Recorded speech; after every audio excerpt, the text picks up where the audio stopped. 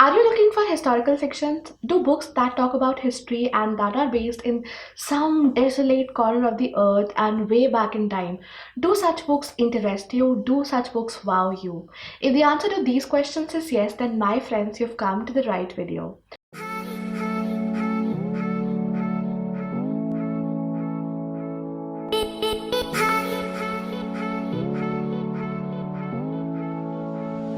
Hey guys, I'm Sankalpita and you're watching Book Geeks India, which is a channel where I make book related videos. If you like books, if you love reading, make sure you're subscribed to my channel, like and share my videos, turn that notification on. And guys, please do comment because you know it that I absolutely love it when you comment. In this video, I talk to you about 7 historical fictions that are based in India and also out of India, that are from different parts of India and also from different parts of the world. Now, when it comes to all these 7 recommendations, some of them are for beginners, some of them are for regular readers, while some of them are for voracious readers. And because I have 7 amazing books to talk to you about, let's get on with the video. Book number 1 is by this amazing Turkish author called A.C. Kulin. I hope I'm not butchering her name. So this book is called Rose of Sarajevo.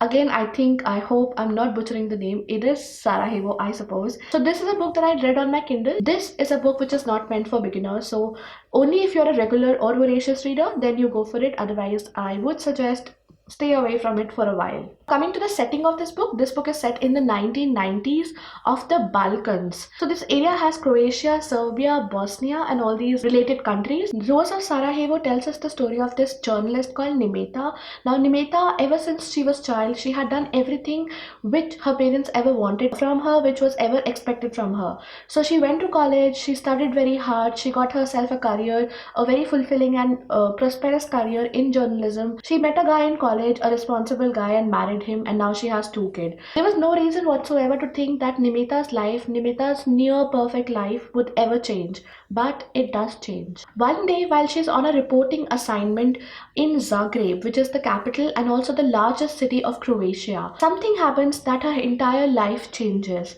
The first thing that happens is that she meets a handsome young guy who's also a reporter, and she immediately falls for him very, very hard. Second thing that happens is that a very little known politician delivers a very charged and very potent speech, a speech which talks about long dormant Serbian nationalism, and this stirs a lot of things. Now we simultaneously see Nimeta's personal and professional life going into turmoil, where on one hand her affair is intensifying, on the other hand political tensions are building up, and there is a war coming very, very soon. And this is a book, like I told you, it's set in the Balkans of the 1990s, where there are civil wars and ethnic clashes between Serbs, Croats and also Bosnians. The reason I told beginner level readers to not pick it up is because it does have a lot of politics and it's a very intense read. If you are a reader who's just getting into reading, I think you can leave this book for now. You can always pick it up later when you are, a regular reader or a voracious reader. But yeah, it is a book not recommended for beginners. The second book in this video is also by the same author, the Turkish author A.C. Kulin.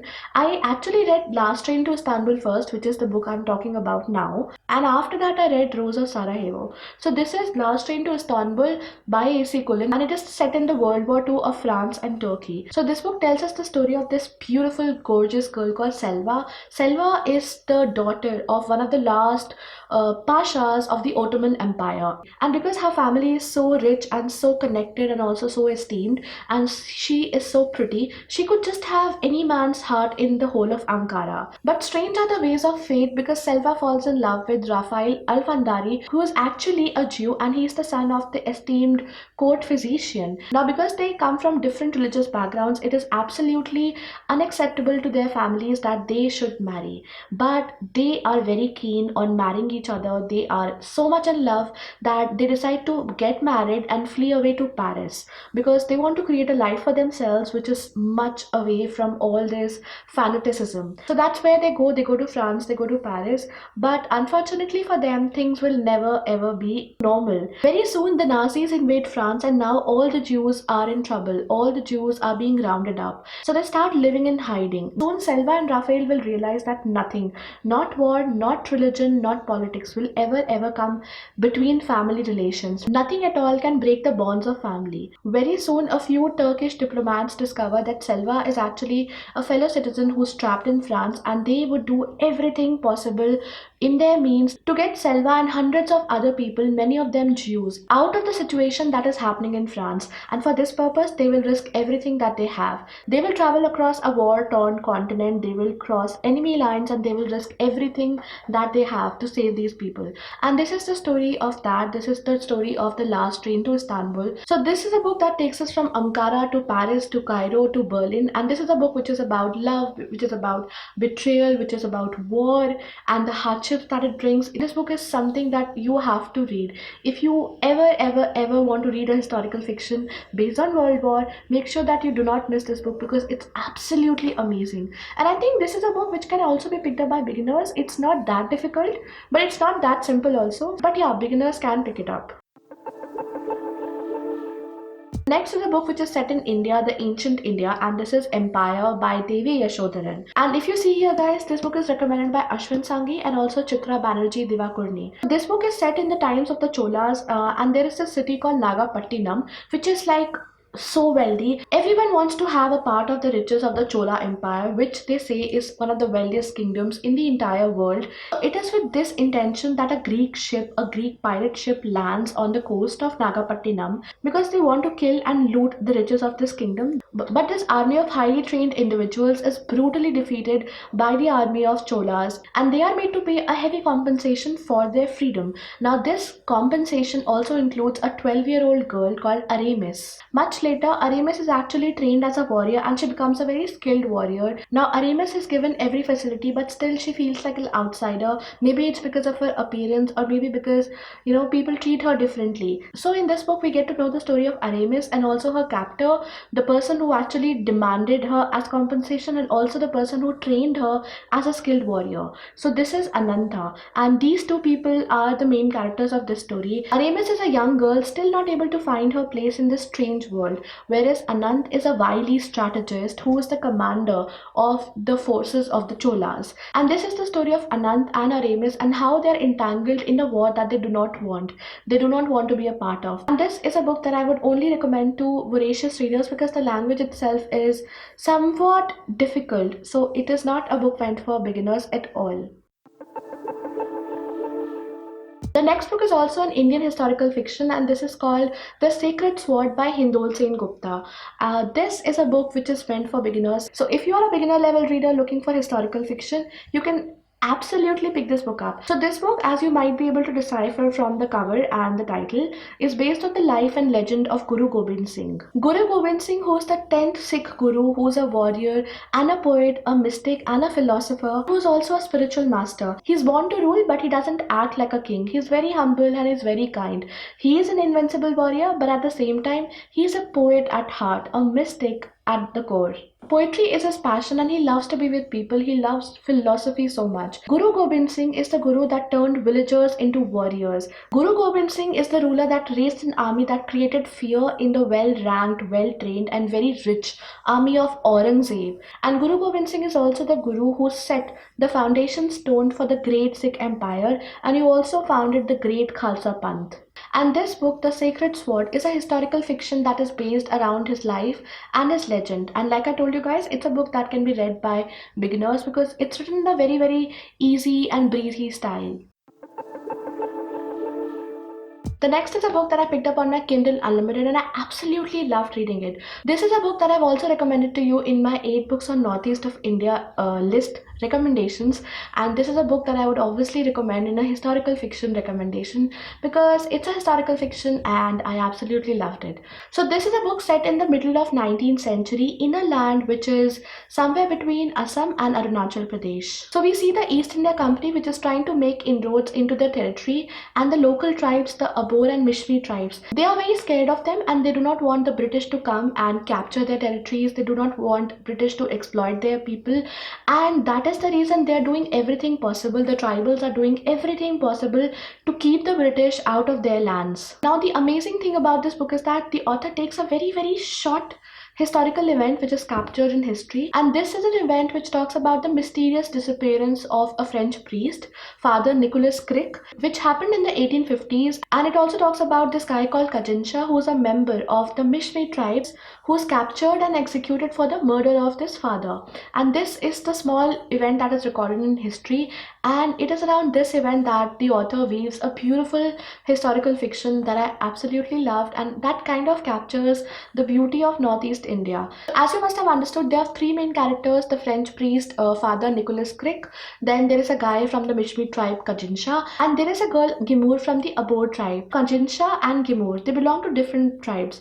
She is from Abor tribe and he is from Mishmi tribe, but somehow they fall in love. And because it's absolutely unacceptable to marry somebody from the other tribe, they decide to get married and run away and settle down in Kajincha's land, Kajincha's place, which is very near to the Tibetan border. On the other hand, we meet Father Nicholas Crick, who is on this specific mission to set up a Jesuit missionary in the sacred land of Tibet. So he wants to find out the way to Tibet, he wants to understand how to get to Tibet. And that's how he starts on this journey, but the local tribals do not want him to do so, and so they repeatedly try to foil his plans. Now this is a very tragic story that talks to us about these three characters and how Father Crick's mission, his determination to set foot in Tibet and establish a missionary there, leads all these three lives to a very tragic conclusion. So like I told you guys, I absolutely love this book, and Mamangta is also a Sahitya Academy winner author, and I just loved her work. This book was beautiful.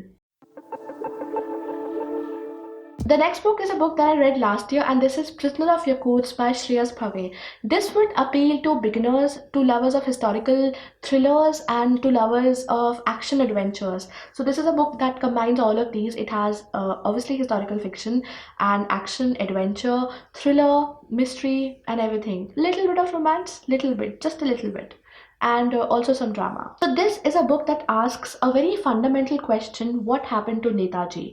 What I like about this book is that the author has taken real life events, real life historical things, and he has put that into this book, and he's tried to weave a story around that. At the beginning of this book, he leaves a detailed note talking about the things that are true and the things where he has let his imagination work into the story. It is the year 1945, and Netaji Subhash Chandra Bose, the leader of the Indian National Army, he takes a series of flights and he dies in Taiwan when his plane crashes near a place called Formosa. Nobody really knows what happened to Netaji. It's a lot of speculation and a little bit of truth, but we don't know. 2 years later, in 1947, we see Mr. and Mrs. Singh, who are an illustrious army couple and who are veterans of the Indian National Army. They are last seen in Delhi and they are never heard of ever again. Then in 1949, we come across a plane which mysteriously disappears for 7 hours, and that plane is carrying the Deputy Prime Minister of India, Sardar Vallabhbhai Patel. Much later, after the fall of WikiLeaks, there is a female hacker who is the member of this notorious hacker group called X, who is on the run, and she is being chased by everyone from KGB to Interpol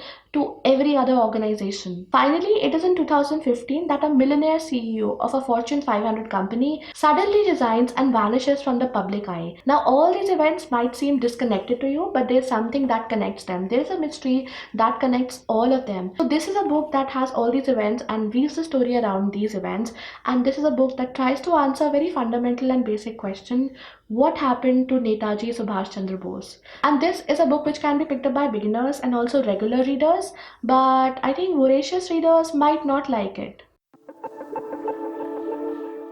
Finally guys, the last book, and I have such a beautiful copy of this book. I mean, just look at the cover. So this is China Dolls by Lisa See. So this book is set in the 1938 of San Francisco. So as claimed by the blurb, this book is set in the chop suey circuit of San Francisco right before the World War II. It depicts the now largely forgotten world of Chinese American nightclubs and the oriental dancers and performers of 1930s and 1940s. So it is the year 1938, and we see the story of three girls, Ruby, Helen and Grace. Now these three girls come from different backgrounds, and yet they have something in common. They all are competing for this place in an exclusive oriental club. The first girl, Grace, is an American Chinese who flees from the Midwest because of an abusive father. The second girl, Helen, has roots in the Chinatown area of San Francisco, and the third girl, Ruby, is actually a Japanese who's trying to pass away as Chinese. Nobody else knows about her truth, but Grace and Helen know. Now these three girls get along very well. They find comfort in each other, they support each other.